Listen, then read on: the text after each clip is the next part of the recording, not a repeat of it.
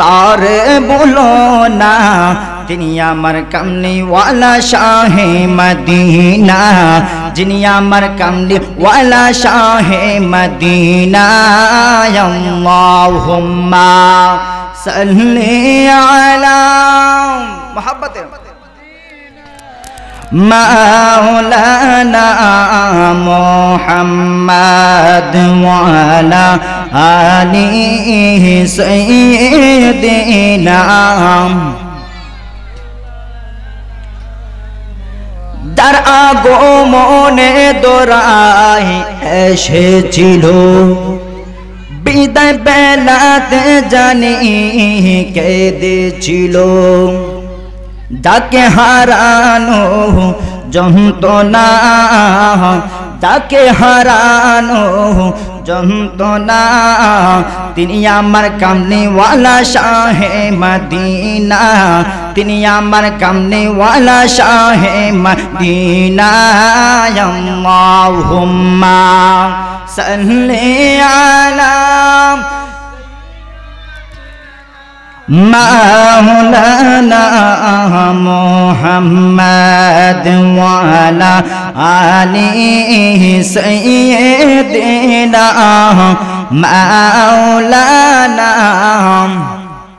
ला इलाहा इल्लल्लाह ला इलाहा इल्लल्लाह ला इलाहा इल्लल्लाह ला इलाहा हस्बी रब्बी जल्लल्लाह जोरे हस्बी जल्लल्लाह मा फी क़ल्बी गैरुल्लाह नूर मोहम्मद सल्लल्लाह ला इलाहा इल्लल्लाह ला इलाहा इल्लल्लाह ला इलाहा ला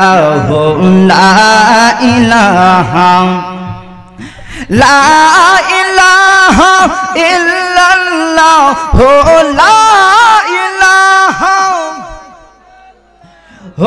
ला इलाहा इल्लल्लाह ला इलाहा इल्लल्लाह ला इलाहा इल्लल्लाह ला इलाहा ला इलाहा ला इलाहा इल्लल्लाह मुहम्मदुर रसूलुल्लाह सल्लल्लाहु अलैहि वसल्लम जिकिर करले ভালো লাগে না খারাপ লাগে ভালো লাগে না খারাপ লাগে জিকির করলে সব হয় না গুনাহ হয় আমার আল্লাহ বলে পবিত্র কোরআন কারিমের মধ্যে বলতেছেন বিসমিল্লাহির রহমানির রহিম ফাযকুরুনি আযকুরুকুম ওয়াশকুরুলি ওয়ালা তাকফুরুন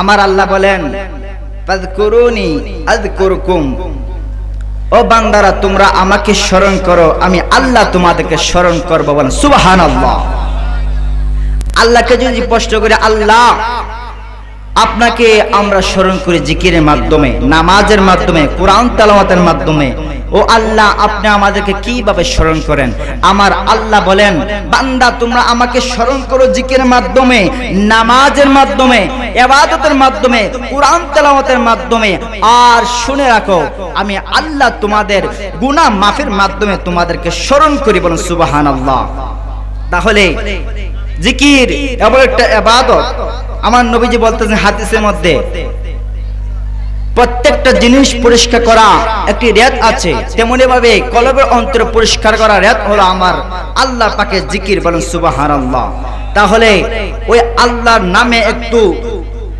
একটু অন্তরে অন্তরস্থ থেকে আমার আল্লাহর নামে একটু জিকির করেন, সকলে জিকির করেন আল্লাহ আল্লাহ আল্লাহ আল্লাহ আল্লাহ আল্লাহ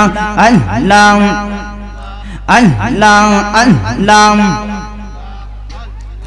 আল্লাহ ও মাহমুদ মাওলা রে ডাকি আমরা তোমারে মাশাআল্লাহ আল্লাহ আল্লাহ ও মাহমুদ মাওলা রে ডাকি আমরা তোমারে মাশাআল্লাহ আজকের মাহফিল কবুল করো গো আমার নূর নবীর খাতিরে ও মাহমুদ মাওলা রে ডাকি আমরা তোমারে ও মাহমুদ মাওলা রে ডাকি আমরা তোমারে মাশাআল্লাহ আল্লাহ আল্লাহ আল্লাহ আল্লাহ নবীর প্রেমে পাগল হইয়া আসলাম মাহফিলে নবীর প্রেমে পাগল হইয়া আসলাম মাহফিলে আমার জীবন ধন্য হইত নবীকে পাইলে মাশাআল্লাহ আল্লাহ আল্লাহ আল্লাহ আমার জীবন ধন্য হইত নবীকে পাইলে মাশাআল্লাহ নবীর প্রেমে পাগল হইয়া আসলাম মাহফিলে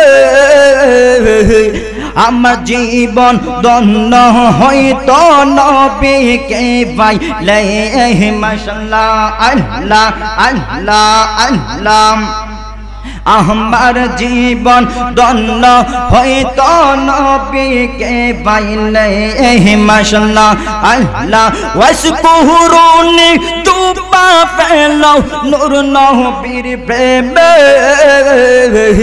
ওয়াসকুরুনি তুবা পেলো নূর নবীর প্রেমে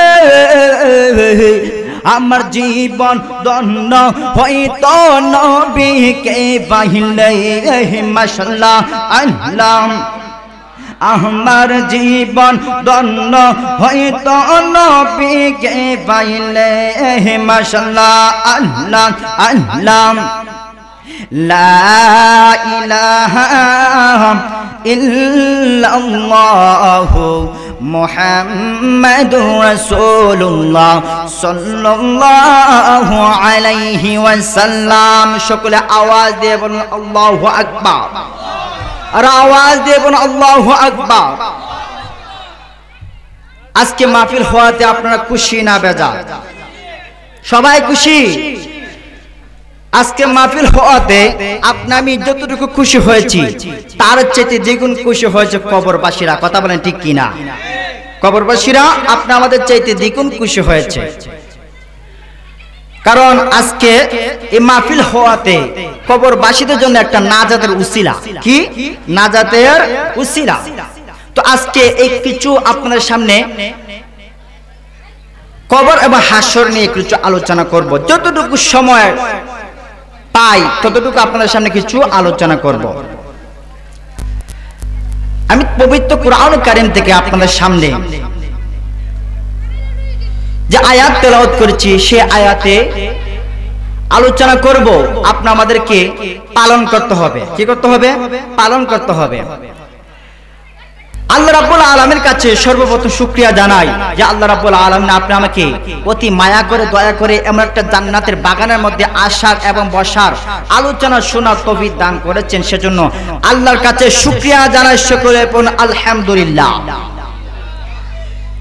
আল্লাহ রাব্বুল আলামিনের কাছে আর শুকরিয়া জানাই আখির নবীর উম্মত হিসেবে আল্লাহ রাব্বুল আলামিন কবুল করেছেন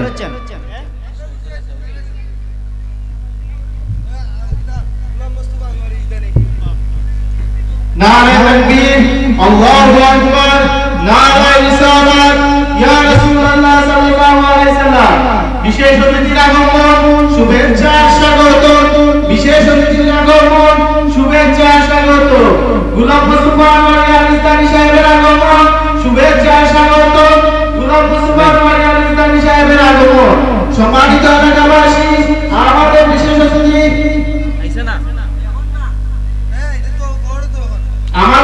অতিথি অতি শীঘ্রই আমাদের মঞ্চে আলোচিত হবে। আপনারা যারা এলাকার আশেপাশে আছেন, ঘোরাঘুরি করতেছেন, এখনই আপনারা মাঠে অবস্থান করুন।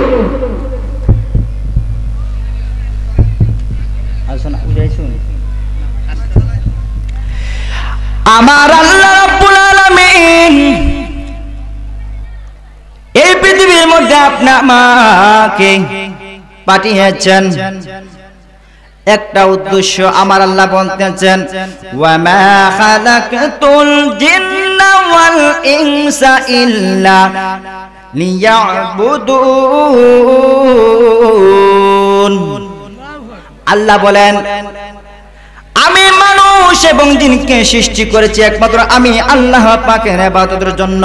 ও বন্ধু বাবা জানেন আমার, আমি আপনাদের সামনে যে আয়াত তেলাওয়াত করেছি, আমার আল্লাহ বলেন, বিসমিল্লাহির রহমানির রহিম, মিনহা খালাকনাকুম ওয়া ফিহা নুঈদুকুম ওয়া মিনহা নুখরিজুকুম তারাতান উখরা।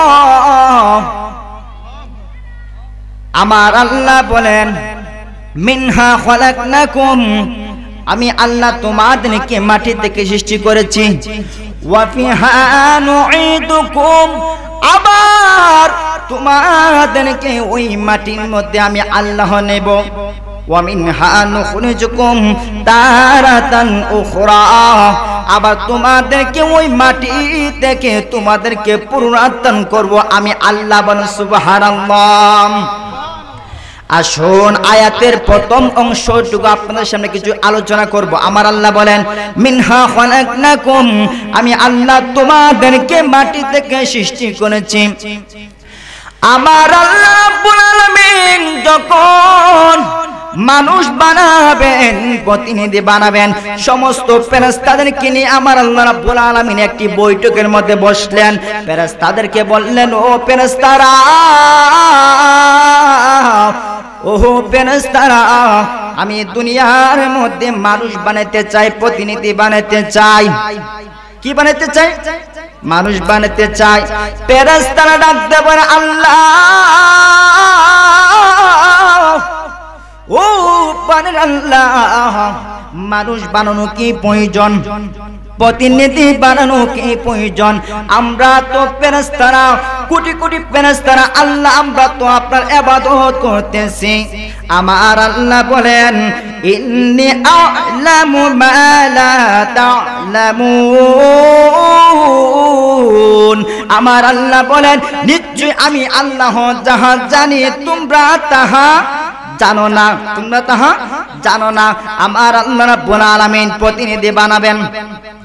আমার আল্লাহ ডাক দিয়ে বলেন জিব্রাইলকে, ও জিব্রাইল, ও জিব্রাইল, যাও যাও যাও, জমিনের মধ্যে যাও, জমিন থেকে মাটি নিয়ে আসো, আমি প্রতিনিধি বানাবো। আল্লাহর হুকুম পেয়ে জিব্রাইল আলাইহিস সালাতু ওয়াস সালাম গেলেন জমিনের মধ্যে মাটি আনার জন্য। যখন জমিনের মধ্যে মাটি আনার জন্য গেলেন, জমিন ডাক দিয়ে বলে, ও জিব্রাইল, তুমি তো আল্লাহর ফেরেশতা, সম্মানিত জিব্রাইল, তুমি আমার বুকের মধ্যে কি করতেছ? জমিন জিব্রাইল ডাক দিয়ে বলে, জমিন রে, ও জমিন, আমার আল্লাহ রাব্বুল আলামিন আমাকে পাঠিয়েছেন তোমার বুক থেকে মাটি নেওয়ার জন্য। জমিন ডাক দিয়ে বলে, ও জিব্রাইল, যদিও আমার আল্লাহ রাব্বুল আলামিন তোমাকে পাঠিয়েছেন আমার বুক থেকে মাটি নেওয়ার জন্য, না না, আমি মাটি দিতে পারবো না। জিব্রাইল ডাক দিয়ে বলে, কেন মাটি দিতে পারবে না? জমি ডাক দিয়ে বলে, ও জিব্রাইল, আমি যদি মাটি দেই, ওই মাটি আমার আল্লাহ রাব্বুল আলামিন প্রতিনিধি বানাবেন, মানুষ বানাবেন। ওই মানুষকে আমার আল্লাহ রাব্বুল আলামিন দুনিয়ার মধ্যে আমার বুকের মধ্যে দিবেন চলাচল করার জন্য। তারা দুনিয়ার মধ্যে আইসা আল্লাহর ইবাদত করবে না, তারা আল্লাহ নাফরমানি করবে, অন্যায় করবে, হানাহানি করবে, মারামারি করবে। না না না, আমি মাটি দিতে পারবো না। আমার আল্লাহ রাব্বুল আলামিন যখন জিব্রাইলকে পাঠালেন, জমিন এই কথা বলে কান্না শুরু করে দিয়েছে। কি করে দিয়েছে? কান্না শুরু করে দিয়েছে। জমিনে কান্না দিকা জিব্রাইলে মায়া লাগা গেছেন। জিব্রাইল আল্লাহর কাছে গিয়ে বলে, আল্লাহ ও মানে আল্লাহ, আমি তো মাটি আনতে পারি নাই। তখন আমার আল্লাহ রাব্বুল আলামিন সঙ্গে সঙ্গে হযরতে মিকাইল আলাইহিস সালাতু ওয়াস সালামকে বললেন, ও মিকাইল, এবার তুমি জমিনের মধ্যে যাও, জমিন থেকে মাটি নিয়ে আসো। মিকাইল আলাইহিস সালাতু ওয়াস সালাম আল্লাহর হুকুম পাইয়া গেলেন জমিনের মধ্যে মাটি আনার জন্য। ও বন্ধু, ও আমার সৌগুয়া গ্রামের বাবারা, মুরব্বী বাবারা, আমার জি মিকাইল আলাইহিস সালাতু ওয়াস সালাম যখন জমিনের মধ্যে গেলেন মাটি আনার জন্য, এবার জমিন হযরতে জিব্রাইল আলাইহিস সালাতু ওয়াস সালামকে যা বলল, হযরতে মিকাইল আলাইহিস সালাতু ওয়াস সালামকে তাহা বললিয়া ওই জমিন কি করলো? কান্না শুরু করে দিল। এবার জমিনে কান্না দিকে মিকাইলের মায়া লেগে গেছে। মিকাইল বাধ্য হয়ে আমার আল্লাহর কাছে চলে গেলেন। যাওয়ার পরে যখন আমার আল্লাহ রাব্বুল আলামিন এবার হযরতে আপনার ইসরাফিল আলাইহিস সালাতু ওয়াস সালামকে ডাক দিয়ে বললেন, ও ইসরাফিল, এবার তুমি জমিনের মধ্যে যাও, জমিন থেকে মাটি নিয়ে আসো, আমি প্রতিনিধি বানাবো, মানুষ বানাবো। হযরতে ইসরাফিল আলাইহিস সালাতু ওয়াস সালাম গেলেন জমিনের মধ্যে মাটি আনার জন্য। জমিন কি করলো? কান্না শুরু করে দিল। হযরতে ইসরাফিল আলাইহিস সালাতু ওয়াস সালাম মায়া লেগে গেছে। হযরতে ইসরাফিল আলাইহিস সালাতু ওয়াস সালাম আল্লাহর কাছে বাধ্য হয়ে ফিরে গেলেন। এবার আমার আল্লাহ রাব্বুল আলামিন হযরতে আজরাইলকে ডাক দিলেন, আজরাইল, ও আজরাইল, এবার তুমি জমিনের মধ্যে যাও, জমিনের মধ্যে গিয়ে মাটি আনো। আজরাইল যখন জমিনের মধ্যে পা রাখলো, আজরাইলকে তখন ওই মাটি দেইকা বিলাপ করতে শুরু করলো, জমিন বিলাপ করতে শুরু করলো। আজরাইল ডাক দিয়ে বলল, ও জমিন, তোমার কান্না দেইকা হযরতে জিব্রাইলের মায়া লাগা যেতে পারে, মিকাইলের মায়া লাগা যেতে পারে, ইসরাফিলের মায়া লাগা যেতে পারে, আমি আজরাইলের মায়া লাগবে না। কারণ তোমার মাটির কান্না চাইতে আমার আল্লাহর হুকুমটা আমি আজরাইলের কাছে সবচেয়ে দামি। বলুন সুবহানাল্লাহ, আর আওয়াজ দিয়ে বলুন সুবহানাল্লাহ। তখন হযরতে আজরাইল আলাইহিস সালাতু ওয়াস সালাম জমিন থেকে এক গামছি মেরে আপনার ওই জমিন থেকে মাটি নিয়ে আসলো। কিতাব থেকে জানা যায় আজরাইলের এক মুষ্টি মাটি দুনিয়ার মনে 40 মণ মাটি। আপনার বলুন তো দেখি, ওই আজরাইল ছোট না বড়? আজরাইল থেকে ছোট না বড়? এই আজরাইল এমন ধরনের, যখন মানুষের জান কবজ করার জন্য আসবে, আজরাইলের আপনার পা থাকবে জমিনে, মাথা থাকবে আসমানে। ওই যার জান কবজ করার জন্য আসবে, ওই যখন দেখবে, ওই বেঈমান ব্যক্তি যখন আজরাইলকে দেখবে, আজরাইল দেখার পরে শরীরের রক্তগুলো পানি পানি হয়ে যাবে, শরীরের রক্তগুলো টাস টাস করে ছিঁড়ে যাবে। ওই মুসিবতের সময় কেউ কারো আপন হবে না। ও বন্ধু, বাবা জানেন আমার, আজরাইল যখন মাটি নিয়ে আমার আল্লাহর কাছে গেলেন, যখন আমার আল্লাহর কাছে গেলেন, আজরাইলকে দেখার পরে আমার আল্লাহ রাব্বুল আলামিন আজরাইলের হাতের মধ্যে মাটি দেইখা অনেক খুশি হয়ে গেলেন।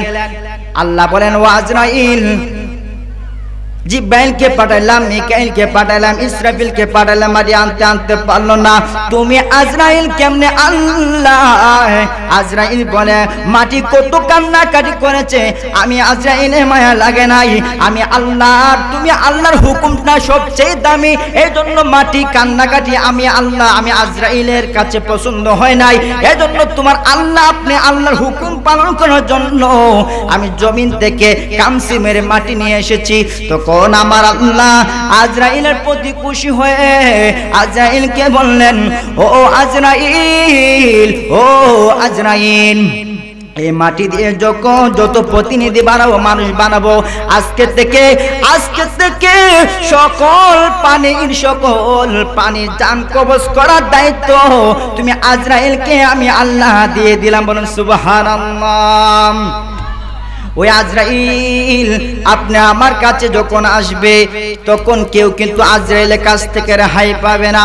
আরে সে যে নামে আজরাইল সঠিক সময়ে তোমার ঘরেতে হইবে হাজির, কত কাকুতি মিনতি করবে তুমি রেহাই পাবে না। আজরাইল আসিলের কারো কফিয়ত চলবে না। আমার সাথে বলেন না, মরণের কথা মানুষ মরণের স্মরণ করো না। আজরাইল আসিলের কারো কফিয়ত চলবে না। আজরাইল আসিলের কারো কফিয়ত চলবে না। তুবা নামের গাছটি আছে, পাতায় পাতায় লেখা আছে মানুষের হায়াত। সেই পাতা জড়িয়া পড়লে, সেই পাতা জড়িয়া পড়লে মৌত নিশানা। আজরাইল আসিলের কারো কফিয়ত চলবে না। আজরাইল আসিলের কারো কফিয়ত না। মরণের কথা মানুষ মরণের কথা মানুষ স্মরণ করো না। আজরাইল আসিলের কারো কফিয়ত চলবে না। আজরাইল আসিলের কারো কফিয়ত চলবে না। আল্লাহুম্মা সাল্লি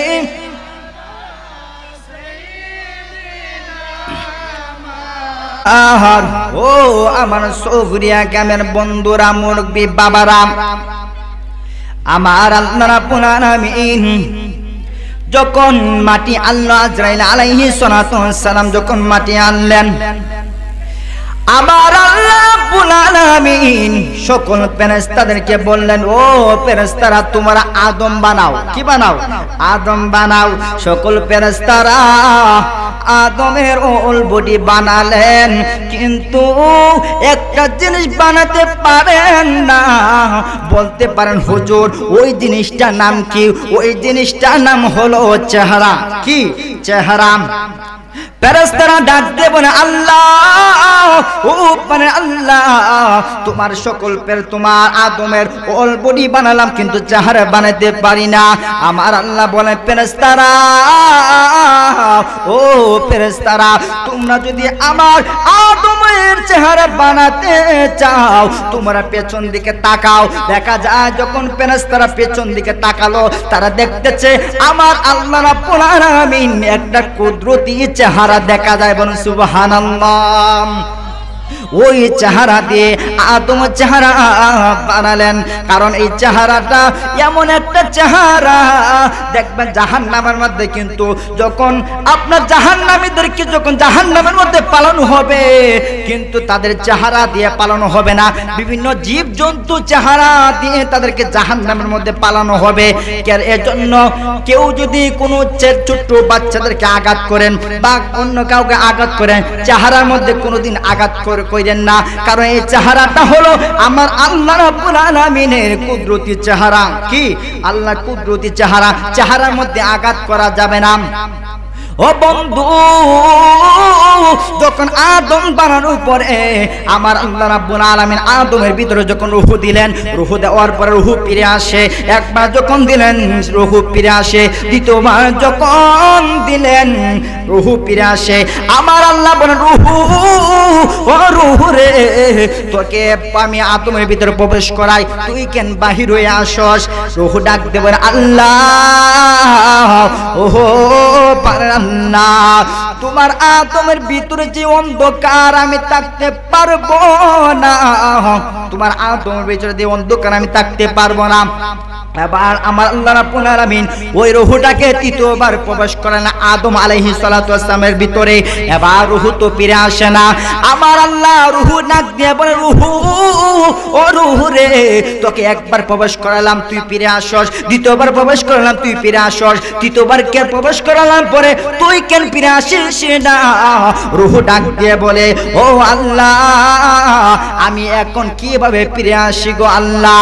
তোমার বন্ধু নবীর নূর মুবারক দে তোমার আদমের কফরের মধ্যে লাগাইছো, তোমার আদমের অলবডি তোমার বন্ধু নবীর নূরে আলোকিত হয়ে গেছে। বলেন সুবহানাল্লাহ।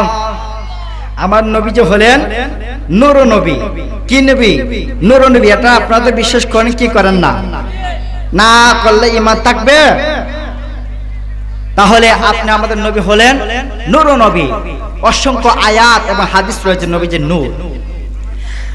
ও বন্ধুরে বাবাজরে আমার, আপনারা বলুন তো দেখি আমাদের আসল বাড়ির নাম কি? বিল্ডিং না কবর? আরো জোরে, বিল্ডিং না কবর? তাহলে আজকে আপনি আমি নকল বাড়ি নিয়ে ব্যস্ত, দুনিয়া নিয়ে ব্যস্ত, টাকার পাগল, গাড়ির পাগল, নারীর পাগল। আজকে আপনি আমি এই দুনিয়ার মধ্যে কেউ চিরদিন থাকবে না। চেয়ারম্যান বলো, মন্ত্রী বলো, এমপি বলো, সবাইকে একদিন কিন্তু মৃত্যু স্বাদ গ্রহণ করতে হবে। গ্রহণ করতে হবে কি হবে না? সবাইকে একদিন মৃত্যুবরণ করতে হবে। দেখেন যত শিল্পপতি, যত টাকাওয়ালা, কত পয়সাওয়ালা, আজকে গিয়ে দেখেন তারা 3.5 হাত মাটির নিচে, তারা আজকে কি অবস্থা আছে? তাদের কোনো তাদের কোনো অস্তিত্ব নাই।